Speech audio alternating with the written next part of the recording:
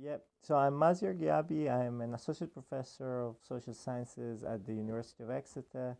Uh, for a long time, I wanted to produce something that was different in terms of storytelling, in terms of the ideas that we have behind working on academic research.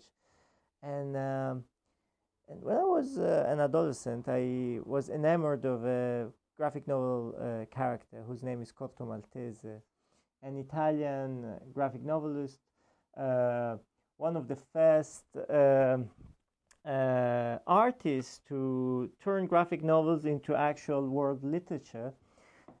This Corto Maltese, who's a sailor born from the relationship of a Spanish Gitan and a Cornish sailor on the island of Malta, hence his name Maltese, traveled all across the world, from Latin America to the Middle East to Central Asia and so on and so forth, always basically engaging in huge historical events from his very individual standpoint. And it made me think about, in my very little world of a researcher, how, for better or worse, whenever I work on something, some disastrous events happen. And I thought, what has been the most influential reading that I've had in my life? Was it a book or was it a graphic novel? I mean, a traditional book or a graphic novel? And I thought actually the graphic novel stayed with me for much longer.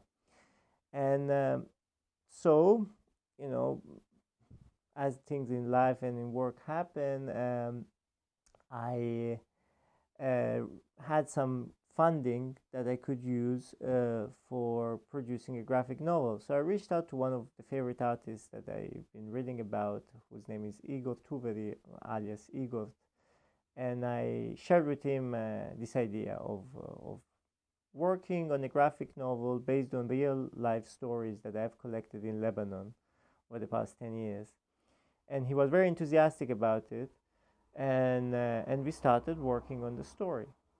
So the project uh, is based on a collaboration between me and Igor, who is a world-known artist who's produced several graphic novels, including recently one on the Ukrainian war. Uh, and it's the story of Lebanon seen through the eyes of people, two people in particular who use drugs and have been struggling with addiction, really. And it covers like the past 50 years of Lebanese history, from the civil war to the present, through the experiences of this main character, who happened to be a sniper during the civil war and then ended up in jail, and his closest friend.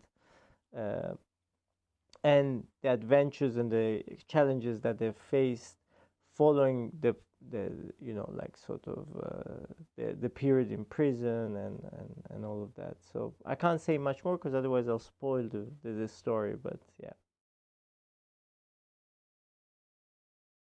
it's a process in the making for us that work on the Middle East in particular, and on parts of the world that have been unfortunately struck by violent historical events.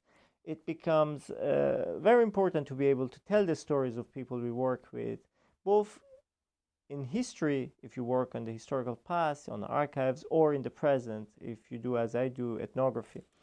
Uh, it enables us to embed within the storytelling some of the bigger conceptual categories or ideas that inform the way we understand our work and how people actually convey the stories to us.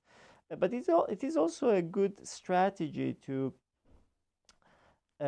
make sure that those who are part of our research are not exposed.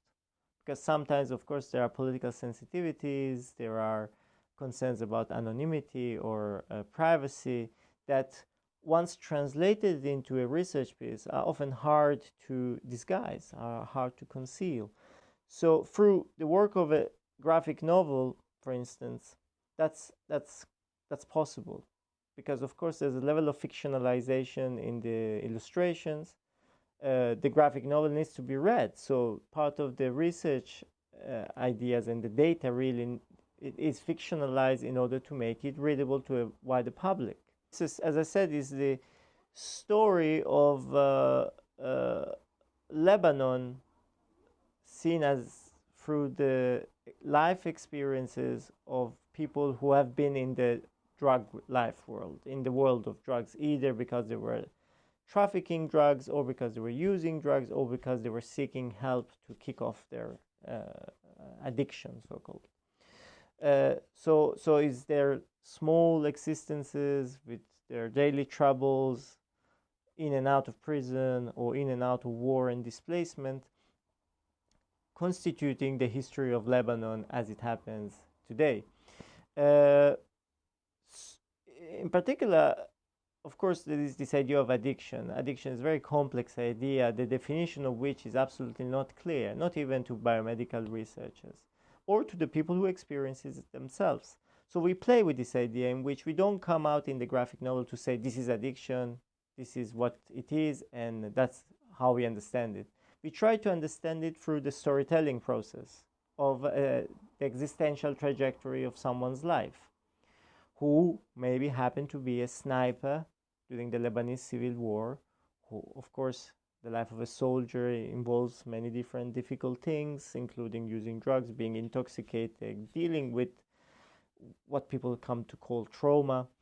And then what happens after the war ends, if you go to prison and all of that. I mean, these are all constitutive part of the life of a so-called addict, as this person would call him themselves.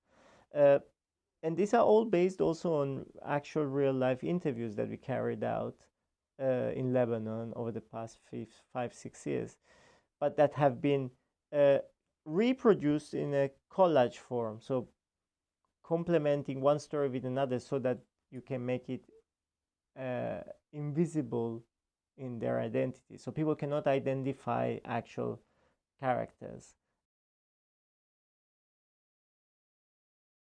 We really aim to publish it in different languages, so it's at the moment coming out in Italian, and you know, we aim to have a English language publisher and a French language publisher, both languages that, you know, are of course wide in scope and relevant for the Lebanese context, and of course ultimately to publish it in Arabic. Of course, the world of graphic novels in the Arabic language is slightly different. We need to find a publisher that can cover the entire Arab world, not simply Lebanon or West Asia. So this is our intention. So hopefully, you know, it will have an impact in terms of familiarizing the history of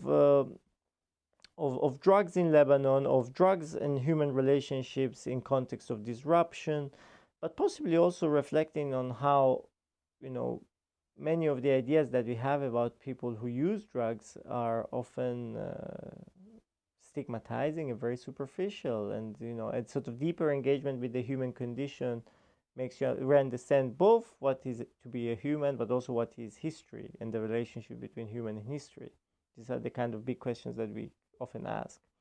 It's indirectly in the book. So I need to acknowledge for sure that both the research and the collaboration with the artist was supported by a Wellcome Trust grant titled Living Addiction in States of Disruption, which funded a transdisciplinary research in Lebanon and in Iran. And by transdisciplinary, I mean an experimental approach to understanding social phenomena through a variety of methodological tools that include art-based creative methods. And that's how we came to see the graphic novel as an ideal means to transpose our ideas and research for a wider public, but also for an academic public, really.